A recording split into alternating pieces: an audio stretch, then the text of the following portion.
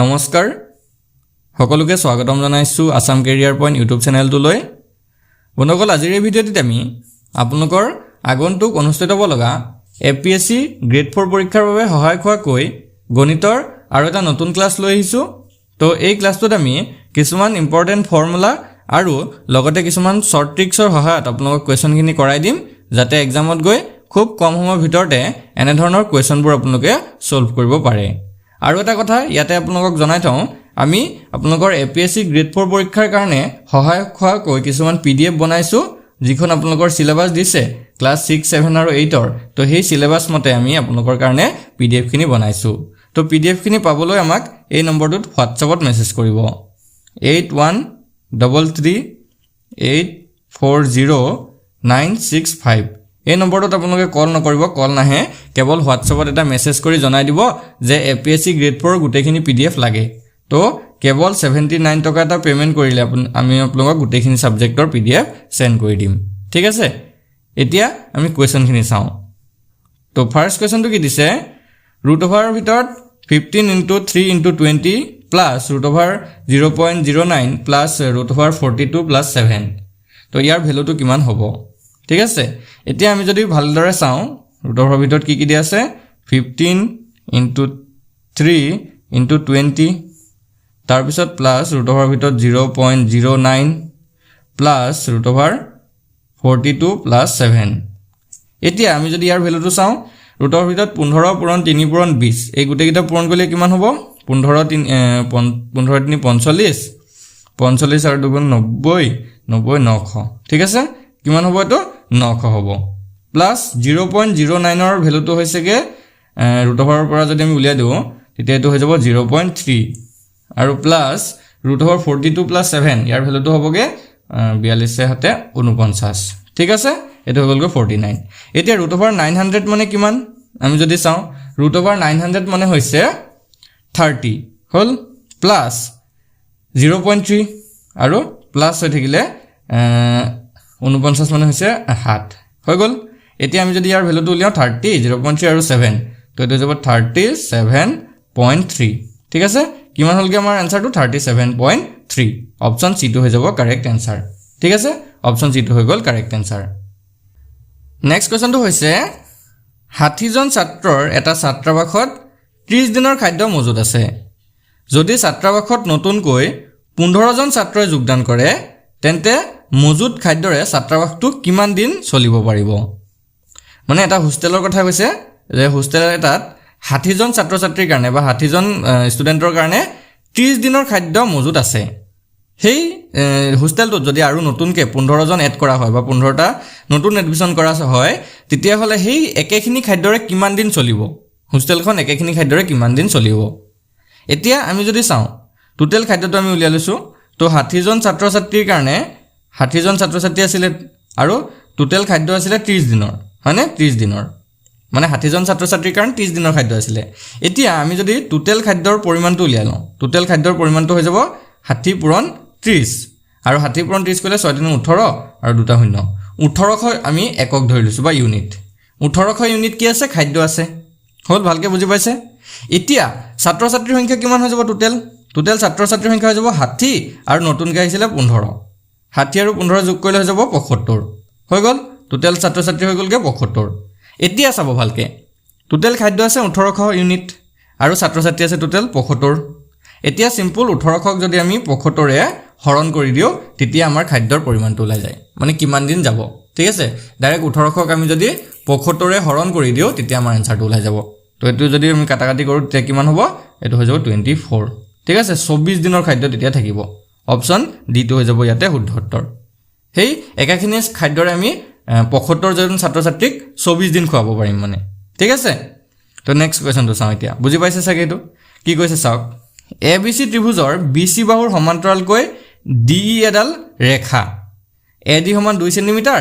AB সমান 5 centimetre আৰু এই সমান 4 সেন্টিমিটাৰ হলে ইসি কিমান হ'ব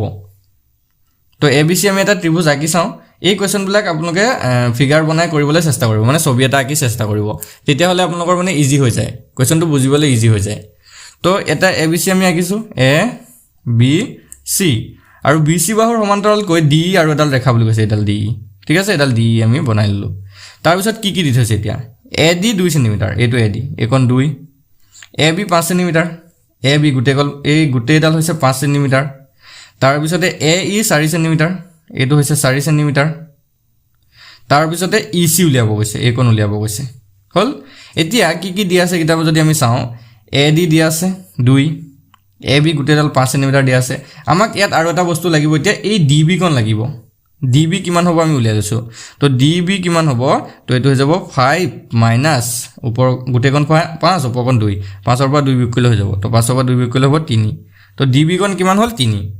হল এতিয়া এই ত্ৰিভুজটোত এটা আপোনালোকে ফৰ্মুলা বা এটো এটা ট্ৰিক্স বুলি ক'ব লাগিব সেই কথাটো মনত ৰাখিব লাগিব বা এটো আমি এটা সূত্ৰ পাই আহিছিলো যে ত্ৰিভুজৰ যিকোনো এটা ত্ৰিভুজৰ তৃতীয় বাহুৰ সমান্তৰালকে যদি আৰু এডাল ৰেখা টনা হয় এতিয়া ধৰক এইডাল এবিসি ত্ৰিভুজৰ বিসি বাহুৰ সমান্তৰালকে ডি টানিছে নাই তো এনেকে যদি টনা হয় তেতিয়া ইহঁতৰ বাহুৰ অনুপাত কেইটা সমান হয় মানে অনুপাত কেইটা মানে কি কৈ থৈছো ভালকে বুজক A D by D B A D by D B সমান A E by E C হ'ব এই কথাটো মই যে এমাত্ৰ কলো কথাটো এটো বুজাইছে মানে অনুপাত কেইটা সমান হ'ল A D by D B সমান A E by E C হ'ল ঠিক আছে এতিয়া এই অনুপাত কিটাত যদি আমি বহুৱাই দিও গুটে কিটা মান তেতিয়া আমাৰ আনসাৰটো ওলাই যায়গে তো এ ডি মানে হৈছে 2 ওপৰ তলত ডি বি মানে হৈছে পালো 3 এ ই আমি পাই থৈছো 4 আৰু ই সি টো উলিয়াব লাগে ই সি আমি উলিয়ামগে ঠিক আছে এটা একন কৰিলে আমাৰ সলভ হৈ যাবগে তো মই ফিগাৰটো মুছি দিছো ফাল সাইডৰ অংকটো কৰি দিম তো ইমানে হয় বেছি টান নহয় তো এতিয়া যদি আমি চাও বৰ্জপূৰণ যদি কৰো 2 ইনটু ই সি হ'ব আৰু এফালে কি থাকিবগে 3 4 গুণ 12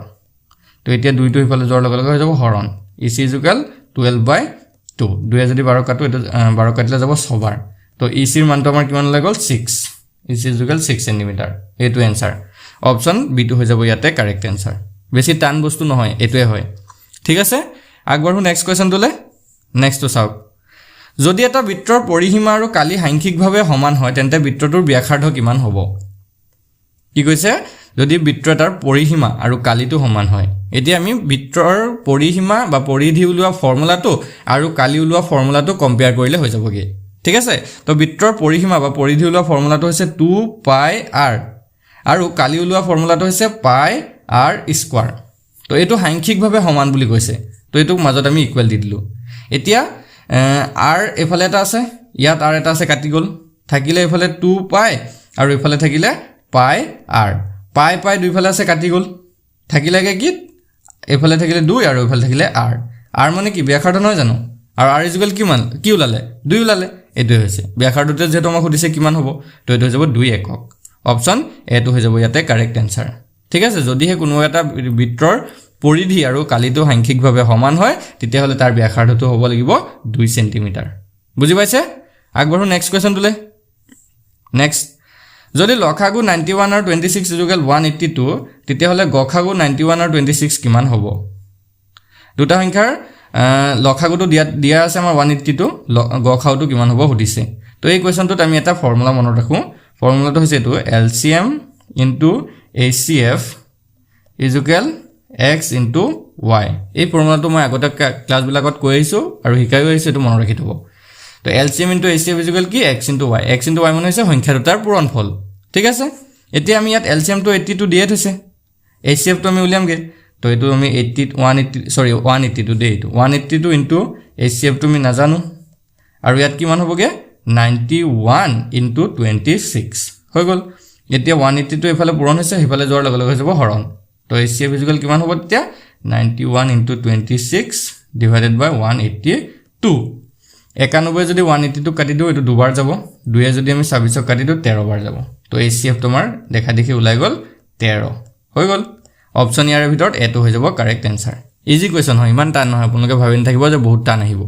এনে ধৰণে আহিব ইমান আপোনালোকে চিন্তা কৰিব নালাগে তো নেক্সট কোৱেশ্চনটো চাও আটাইতকৈ সৰু মৌলিক আৰু আটাইতকৈ সৰু যৌগিক সংখ্যা দুটাৰ গসাউ কি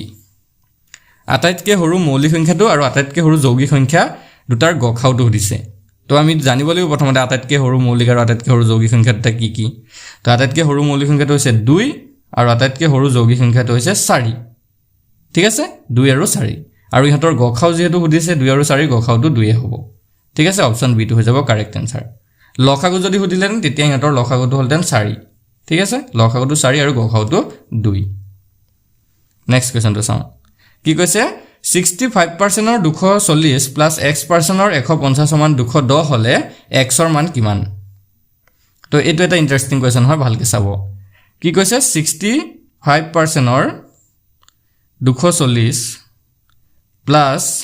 x% ৰ 150 সমান কিমান 210 তেতিয়া হলে x ৰ ভ্যালুটো কিমান তো আমি প্ৰথমতে পাৰ্সেন্টেজ গিটা অতৰাম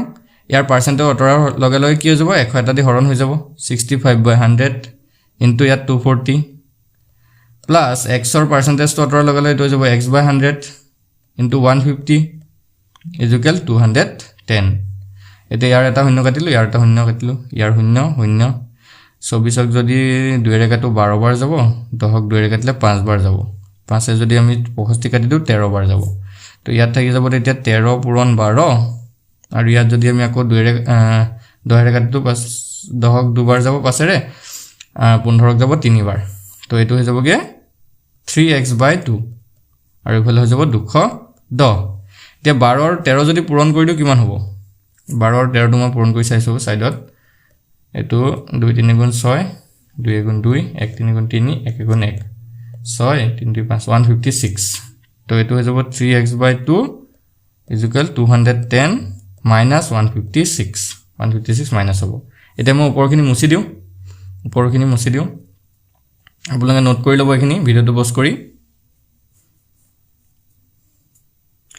এতিয়া আমি 210 ৰ পৰা 156 মাইনাস কৰিব লাগিব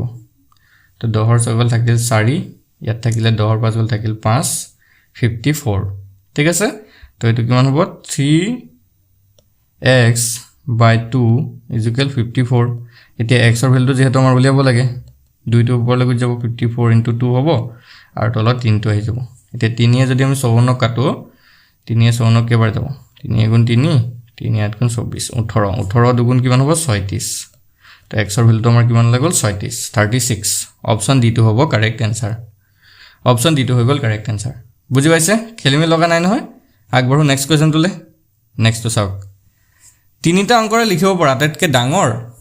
আৰু আটাইতকৈ সৰু সংখ্যা দুটাৰ পাৰ্থক্য কিমান তিনিটা অংকৰে সুধিছে আটাইতকৈ ডাঙৰ আৰু আটাইতকৈ সৰু সংখ্যা দুটাৰ পাৰ্থক্য তো তিনিটা অংকৰে লিখিব পৰা আটাইতকৈ ডাঙৰ সংখ্যাটো হৈছে 999 আৰু তিনিটা অংকৰে লিখিব পৰা আটাইতকৈ সৰু সংখ্যাটো হৈছে 100 মনত ৰাখি থব এইবিলাক একদম ইজি কোৱেশ্চন হয় আৰু ইহঁতৰ পাৰ্থক্য সুধিছে তো পাৰ্থক্য মানে বিয়োগ কৰিলে হৈ গল তো এফালে 9 আহিলে 8 9 পৰা গল থাকিল 8 899 হ'ব আমাৰ आंसर অপচন সি টো হৈ যাব কারেক্ট आंसर ঠিক আছে অপচন সি টো হ'ব কারেক্ট নেক্সট তো চাও এটা সংখ্যা 890436 যদি সংখ্যাটোৰ শূন্যৰ ঠাইত 4 বহুৱাই দিয়া হয় তেন্তে নতুন সংখ্যাটো আগৰ সংখ্যাটোতকৈ কিমান ডাঙৰ হ'ব কি কৈছে সংখ্যাটো চাওক 890436 এই সংখ্যাটো যে 0 টো যে আছে 0 ঠাইত কি বহুৱাই দিব 4 বহুৱাই দিব তো এটো যদি আমি 4 বহুৱাই দিও বাকি সেম থাকিব 894436 তেতিয়া আগৰ সংখ্যাটোতকৈ কিমান ডাঙৰ হ'ব বুলি সুধিছে তো এটো লিখাটো আমাৰ উলুটা হৈ যাব তলত আকৌ এটো কাটিব লাগিব